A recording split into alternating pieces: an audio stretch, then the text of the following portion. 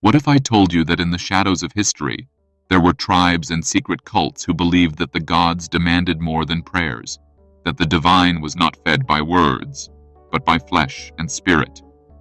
To the modern ear, it sounds like horror, but to them, it was devotion. A sacrifice not of animals, but of humans. And sometimes the chosen were not victims at all, but volunteers. In forgotten temples and hidden valleys, rituals were whispered where consuming human flesh was said to be a gateway, a way to absorb life force, to commune with higher powers, to merge with the essence of the divine. These weren't acts of savagery, as their enemies claimed. They were rites of transformation, encoded in myth and masked as legend. And while most of these stories were buried, suppressed, or dismissed as superstition, fragments remain. And they tell us something unsettling. The line between reverence and horror was far thinner than we imagine. Across different continents, whispers of these rites emerge. In Mesoamerica, the Aztecs spoke of gods who required blood and heart to keep the cosmos in balance. To them, human sacrifice wasn't cruelty. It was cosmic maintenance. In parts of Polynesia, legends tell of warriors consuming parts of fallen enemies to gain their strength, believing the essence of life could be transferred through flesh. And in secret brotherhoods of the ancient Mediterranean, initiates drank from ritual cups said to contain traces of human essence, a symbolic communion with death itself. What outsiders called barbarism, insiders believed was sacred science, the alchemy of spirit and matter. To eat a human was to dissolve the illusion of separation, to take another's soul inside your own, to merge. The act wasn't seen as grotesque, but as transcendence, a terrifying shortcut to the divine. But what if these practices weren't simply about blood or flesh? Beneath the horror, many scholars suggest a deeper metaphor. The body was seen as a vessel of spirit, and by consuming part of it, initiates believed they were absorbing divine fire itself. Ancient Egyptian texts describe the pharaoh as eater of gods, not because he devoured bodies, but because he consumed essence, the ka, the life force. In Greece, the cult of Dionysus spoke of sparagmos, the tearing apart of a body, followed by omophagia, eating raw flesh, as a ritual to dissolve ego and taste immortality. Even in early Christianity, echoes remain. This is my body, this is my blood. Was it cannibalism? Or was it the echo of something older, an inheritance from mystery schools that sought union with the infinite through the most visceral act imaginable? If ancient tribes consumed flesh to touch the divine, what symbols are we consuming today without even knowing it? If this awakened something in you, share your thoughts below and don't forget to subscribe, because the next revelation might change how you see yourself forever. Today, when we hear cannibal cults, we imagine savagery, yet the deeper record suggests these were not acts of hunger but of transformation.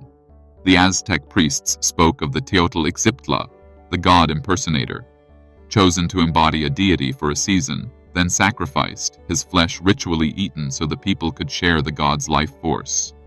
In India, tantric sects like the Agori still consume what society calls forbidden, not from madness, but as a test of dissolving illusion.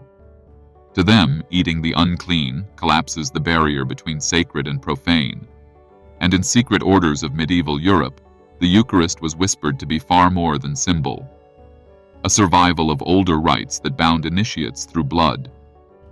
Across cultures, the act of consuming was never about sustenance, it was about union, about taking spirit into spirit, not monsters, but seekers, daring to cross the final boundary.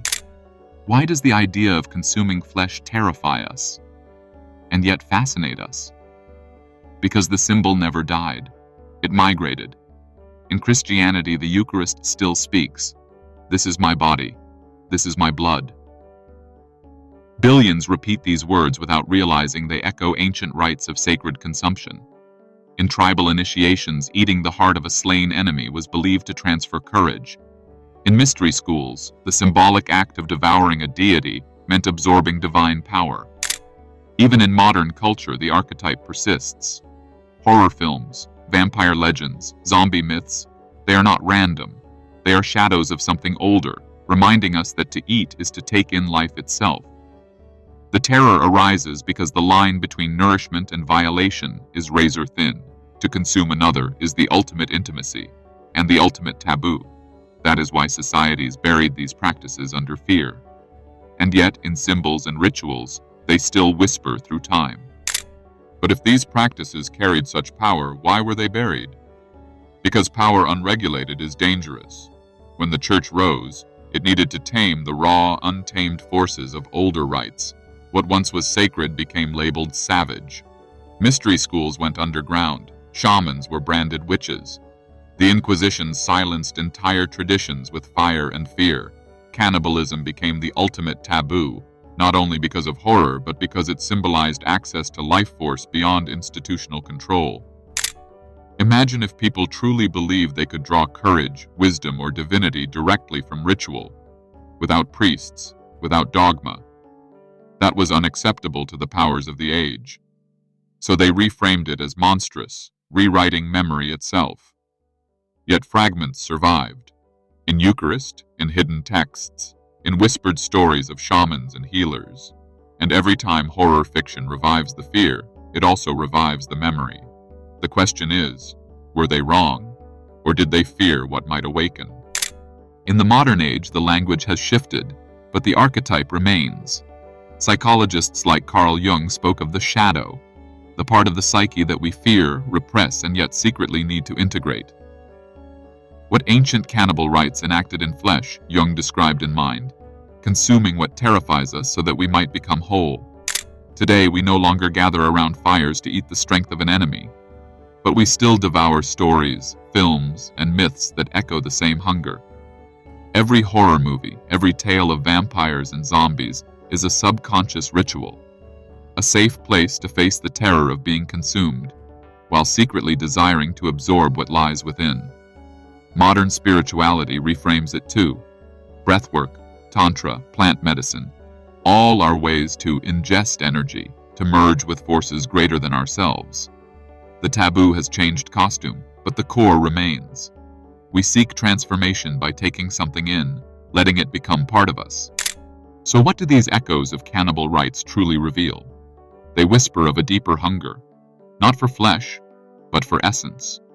The ancients believed that by consuming another they could take in courage, wisdom, or spirit. But the real mystery wasn't about bodies, it was about integration.